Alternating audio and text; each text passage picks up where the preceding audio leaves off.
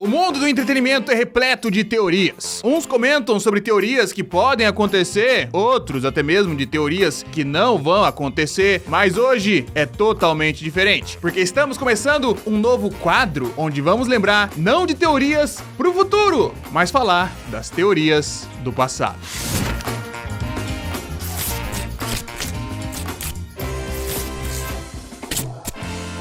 Explicando aqui a dinâmica pra vocês, o que vai acontecer. A produção separou pra mim algumas teorias de One Piece que temos no passado. Mas não é assim ano passado, 2 anos atrás, não. São teorias assim, de começo de internet, teorias de 2000 e bolinha, teorias de alguma coisa de muito tempo atrás, prevendo coisas que tivemos revelações nos últimos tempos, pra ver o que aconteceu, o que não aconteceu, o que foi completamente diferente. E vamos começar aqui uma teoria relacionada ao bando do Shanks e do Bug, que foi postada pelo Butter em 14/7/2006. Ou seja, o One Piece estava em Enies Lobby no capítulo 419. Ah, lembrando tem o fato de que eu não faço a menor ideia das teorias que a gente vai ver aqui, tá? Então vai ser tudo em primeira mão. Vamos ler aqui então. Shanks e Bug eram liderados pelo mesmo capitão antes de saírem para formar seus próprios grupos de piratas. Shanks e Bug podem ter sido subordinados do Barba Branca, que partiram logo após o flashback do Bug para reunir seu próprio grupo de piratas. Ah é, a gente tava em Enies Lobby, então a gente não tinha nem ideia de que eles tinham relação com o bando do Roger. Ok. No flashback, eles conseguiram a Akuma no Mi de um navio inimigo. As Akuma no Mi são extremamente raras de se encontrar. Um navio pirata ter uma significa que deve ter um grande poder para conseguir a fonte das Akuma no Mi. Caso contrário, haveria muitas pessoas no mundo de One Piece com Akuma no Mi. O navio de Bug e Shanks derrotou o navio inimigo e pegou a Akuma no Mi. Parece ter havido poucos ou nenhum ferido / casualidade no navio. Isso significa que as tripulações de Bug e Shanks são muito poderosas, como a do Barba Branca. O Barba Branca diz: traz de volta a memória. E aquele garoto, quando ouviu o nome de Shanks, Shanks disse: aquele velho ainda não mudou, quando soube que o Barba Branca rasgou a carta. Bug parece conhecer muito bem o caráter de Barba Branca, sabendo que ele não poupa pessoas que matam seus tripulantes, e Bug diz pra Álvida que ele o encontrou na Grand Line. Para chegar tão perto do homem mais poderoso do mundo, a ponto de chamá-lo de velho e conhecer tão bem o seu caráter, eles devem ser ex-membros da tripulação do Barba Branca. Ok, é uma teoria interessantíssima, teoria que assim, todos os pontos que foram levantados aqui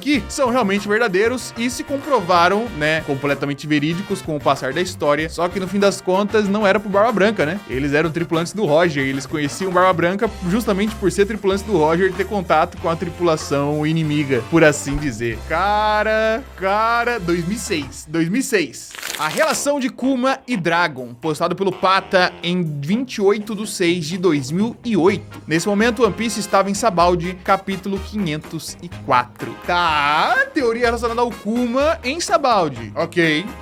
Olá, sou novo nesse fórum, então se fiz algo errado, por favor, não fiquem bravos, apenas comentem. Então, sobre a teoria. Talvez Dragon e Kuma se conhecessem desde crianças e fossem amigos íntimos. Em algum momento, eles se separaram. Então, Kuma começou a ser um pirata enquanto Dragon fundou os revolucionários, porque algo em seu passado o forçou a odiar o governo mundial. Talvez envolva o Garp?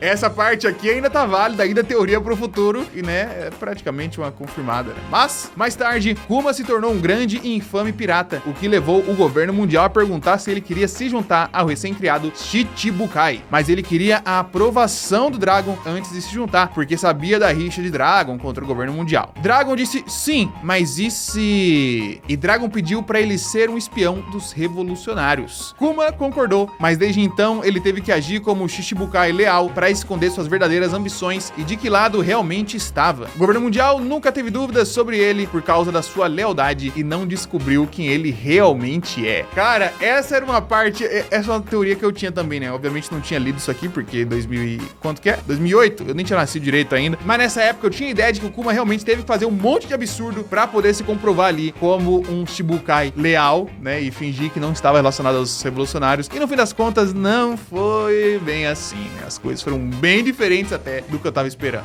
Próxima teoria. Por que ninguém achou o One Piece ainda? Postada em 20/10/2005 pelo Legends. Ok, 2005, One Piece tava em Enies Lobby no capítulo 386. Aqui tá uma teoria que eu criei sobre por que ninguém encontrou One Piece ainda. Primeiro, o óbvio, todos estão procurando o One Piece. Segundo fato, existem piratas fortes que são capazes de navegar pela Grand Line sem problemas. Terceiro, existem oficiais poderosos que são capazes de navegar pela Grand Line sem problemas. Quarto, faz bastante tempo e ninguém encontrou One Piece. Quinto, Nico Robin está procurando pelos tablets da verdadeira história, né? Deve ser aqui, no caso, os poneglyphs, né? As pedras, os escritos da verdadeira história. E o último ponto, The Roger foi a Skypiea, com uma interrogação, e deixou uma nota dizendo que o tablet, que o poneglyph, está quebrado em partes separadas. Tava escrito isso no negócio do Roger? Eu já nem lembro mais. Conectando os pontos. Com esses poucos pontos, eu pensei que não há como tantas pessoas não conseguirem encontrar One Piece. E quando pensei em Nico Robin, pensei em como ela está procurando pelos poneglyphs e descobriu que eles estavam em muitas partes. Então pensei, por que o Roger o chamou de One Piece? Ou o Oda o chamou assim? Agora, se você pensar, peças de poneglyphs juntas, um pedaço. Isso explica porque tantos piratas ou pessoas não conseguem encontrá-lo, porque eles provavelmente não têm os poneglyphs para ajudá-los.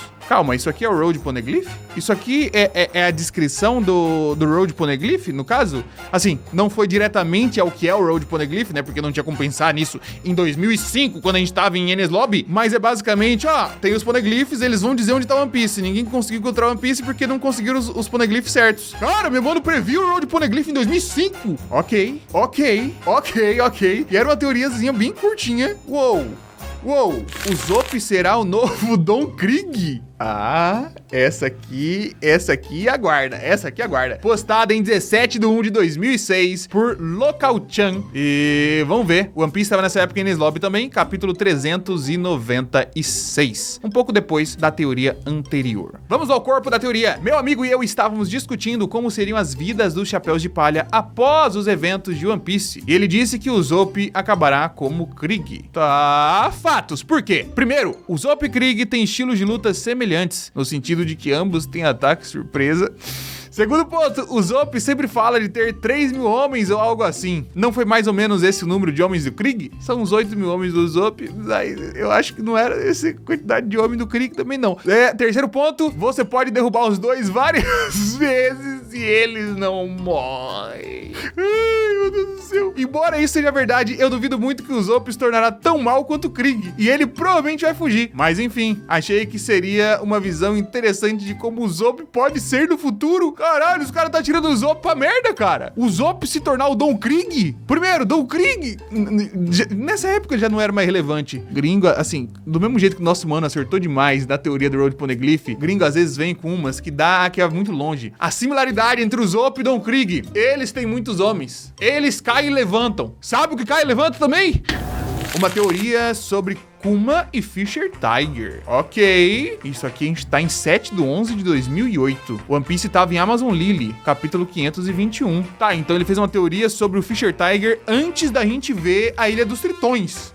Começa com perguntas. Por que o Kuma enviou o Luffy pra Amazon Lily e o deixou encontrar Hancock? Não acho que seja algo aleatório. Deve haver uma razão. Segunda pergunta. Por que a linha principal da história voltou aos dragões celestiais e escravos? Coincidência? Não. Eu acredito que seja uma pista deixada pelo Oda. Terceiro ponto. Por que o Kuma teve que mudar pra um corpo de robô, como o do Homem de Ferro? Algo destruiu o corpo dele? E agora vamos aqui pras respostas. Agora vamos combinar essas perguntas com o capítulo 521. A Hancock conhece a história da marca em forma de sol. E ela diz, eu devo muito ao Tiger. Então, eu acho que há uma história não revelada entre Hancock e Tiger. Ok, realmente, uma história não revelada que a gente viu ali depois, né? O Tiger envolvido na libertação das pessoas de Marejoa e a Hancock era uma dessas pessoas. Segundo ponto, Kuma enviou o Luffy pra Lily porque ele mataria 2 coelhos com uma cajadada só. Dessa forma, Kuma pôde salvar o Luffy e sua tripulação e Luffy aprenderá a usar o haki para lutas futuras no Novo Mundo. Realmente, né? Era uma coisa ali que era básica para as pessoas de Amazon Lily, mas que a tripulação nem tinha ouvido falar. Então,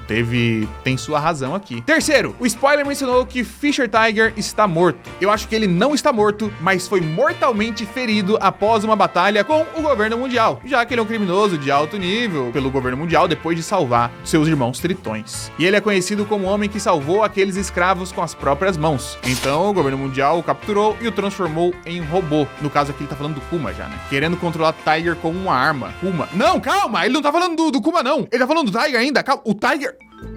A hipótese que o Tiger era o Kuma? Calma, vou até com calma aqui. Vou até com calma. Então, o governo mundial o capturou e o transformou em um robô, querendo controlar Tiger como uma arma, Kuma. Mas o cientista não conseguiu remover todas as memórias de Tiger e Tiger/Kuma ficou fora de controle e enlouqueceu por um tempo na Grand Line. Então, Kuma é um protótipo falho dos robôs PX e é por isso que Kuma ganhou o apelido de Tirano há algum tempo. Depois disso, ele recuperou as memórias de Tiger e uma nova identidade. E depois disso, o governo mundial não conseguiu mais controlar Kuma e o deixou entrar no Shichibukai para servir ao governo mundial. Cara! Essa aqui é doideira. O Tiger, então, Fisher Tiger, teria se passado por um projeto ali de revitalização da marinha e se tornado o projeto Kuma. E depois disso, ele recuperou um pouco das memórias e voltou a fazer o que ele fazia antes.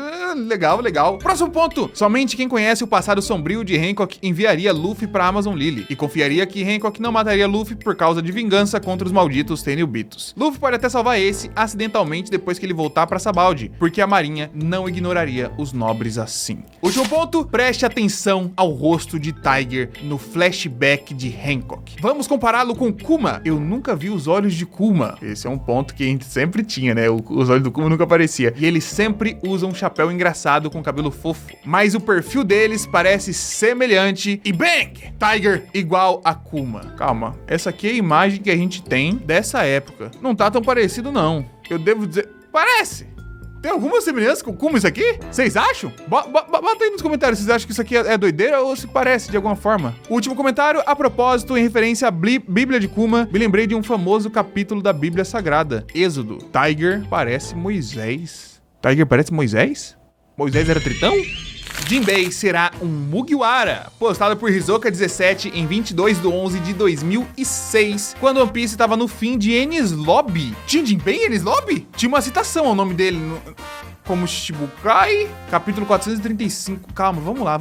Eu sei que isso é meio improvável, mas talvez o Jinbei se junte aos Chapéus de Palha. Sabemos que os Chapéus de Palha estão indo para a Ilha dos Homens Peixe e provavelmente Jinbei governa aquele território. A maioria das pessoas assume que o próximo grande oponente de Luffy será Jinbei. Bem, eu tava pensando, já que o Oda é o rei das surpresas, talvez Jinbei e os Chapéus de Palha unam forças para lutar contra um vilão, como o do Flamingo ou outro vilão que acabaria invadindo a Ilha dos Homens Peixe. Engraçado que no fim das contas, né, o do Flamingo acabou sendo o arco, quase que o arco seguinte, a Ilha dos Homens Peixe. Depois de derrotar o vilão, Jinbei se junta ao Chapéu de Palha ao ver que existem humanos em quem ele pode confiar. Calma, essa teoria foi lançada quando eles estavam em Enies Lobby? Não, mas é muito pensada à frente. Porque a gente nem tinha tido não tinha tido nada do Jinbei, pelo que eu me lembro. Não tinha coisa da desconfiança, o flashback, o passado dele com o Tiger. Nada, não tinha nem menção ao Tiger. Uou! Quais são as Akuma no Mi de Barba Branca e Roger? Postada em 5/1/2007. One Piece também estava no fim de Enies Lobby, capítulo 439. A gente não tinha, né? Não tinha nada da fruta de ninguém ainda. A do Roger, especulou-se até pouco tempo atrás, na verdade, sobre a fruta do Roger. Todo mundo achava que ia ser algo bom. E a do Barba Branca ia ser a fruta do bigode. Primeiramente, eu não tenho nada pra provar que essa teoria está correta. Então, por favor, não me critiquem por causa disso. Agora vamos à teoria. É sobre Barba Branca e Goldie Roger e os possíveis poderes de suas Akuma no Mi. A do Roger, eu pensei, qual seria a fruta mais adequada para o rei dos piratas? E isso me veio à mente, Umi Umi no Mi, a fruta do mar. Ele não pode se transformar em água, mas tem poderes sobre o mar. Imagine, eu coloco um pequeno tsunami ali e talvez um redemoinho aqui. Claro, ele era incrivelmente forte também. Com isso, era impossível derrotar ele nos mares. No fim das contas, a fruta do Barba Branca não é a Umi Umi no Mi, mas a descrição aqui de poder colocar um tsunami e o redemoinho é o que o Barba Branca fazia, né? E a hipótese dele pra fruta do Shirohige seria, ao contrário de Roger, ele poderia ter comido a fruta da terra. Ele não pode se transformar em terra, mas pode controlá-la. Acho que o pessoal tava pensando um pouco, né? No fim das contas, se ele começar da terra, ele podia se transformar em terra também. E novamente, imagine, eu coloco um pequeno vulcão aqui e talvez um terremoto aqui. E assim como o Roger, ele é muito forte. Com esses poderes, eles seriam inimigos naturais um do outro. Sempre que lutavam em alguma ilha, Barba Branca estaria do lado do vencedor. Mas nos mares, Roger governaria. E no final, Roger foi quem se tornou o rei dos piratas. Interessante. Faz sentido aqui a conclusão também, principalmente. E no fim das contas, Barba Branca poder fazer terremoto mais uma vez, é o que ele realmente fazia, né? Ele acertou por linhas tortas.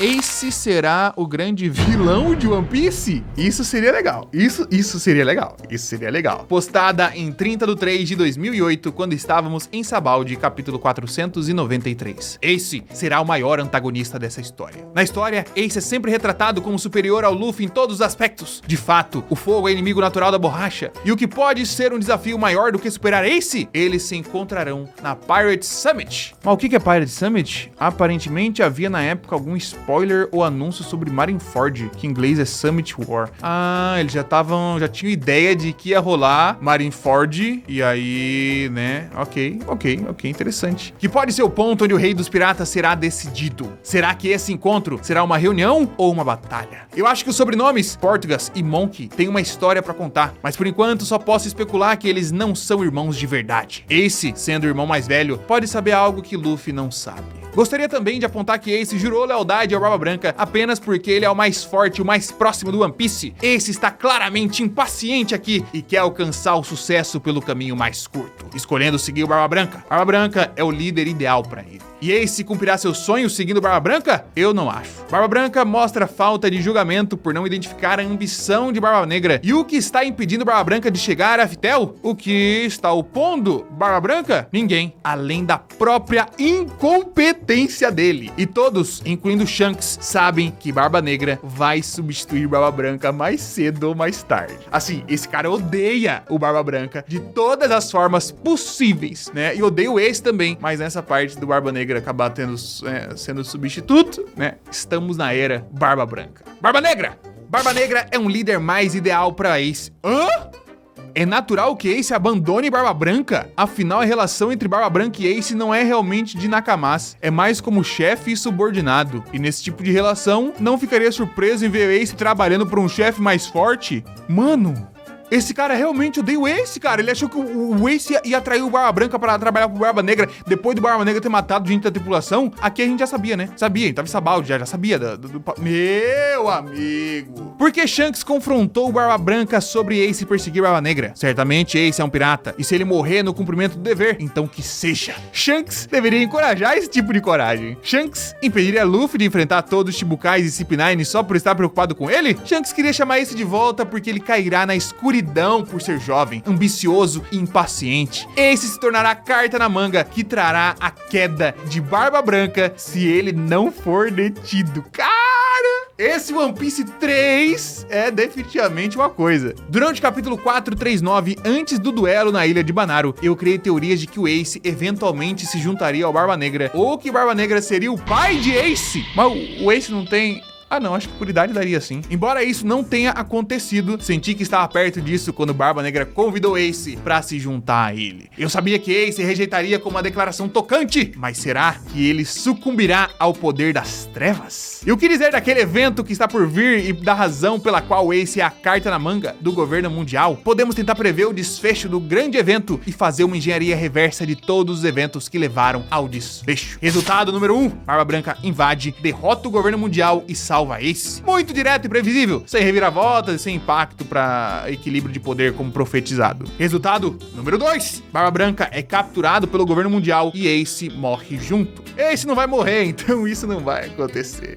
Quem conta? Quem conta? Quem conta? Quem conta? Quem conta? Quem conta? Resultado número 3, Barba Branca é capturado e então alguém tenta e consegue salvar Ace. Muito arrastado. Resultado 4, Barba Branca é capturado, mas Ace consegue sobreviver durante a comoção e assume a tripulação do Barba Branca. Isso é bem possível, mas muito previsível. Resultado número 5, Barba Branca é capturado e Ace sobrevive. Ace é o responsável por trair o desavisado Barba Branca ensopado de sangue. Isso é o que eu chamaria de enredo. Revelações e surpresas. Doideira, que doideira, doideira. Oda se inspira muito em Star Wars. Se inspira? A ideia de vontade e de caçadores de recompensa. Não ficaria surpreso se ele lançasse a questão das trevas, que tem em todas as obras da história da humanidade, e podemos esperar um final emocionante onde Ace retorna à luz antes de ser derrotado por Luffy. Luffy pertence à nova geração, mas a maioria de seus rivais pertence à antiga geração. Precisamos de rivais da sua própria geração. Oda trouxe os supernovas, que poderiam ser os rivais de Luffy no novo mundo. E sim, precisamos de Ace como seu principal antagonista pertencente à sua geração. Cara, assim, é uma história que eu vejo muito mais, já comentei antes, eu vejo essa história muito mais relacionada a Joy Boy e Mu, né? Essa história de irmandade, de laços sanguíneos, traição e etc. Mas nosso mano tava longe aqui, tava longe.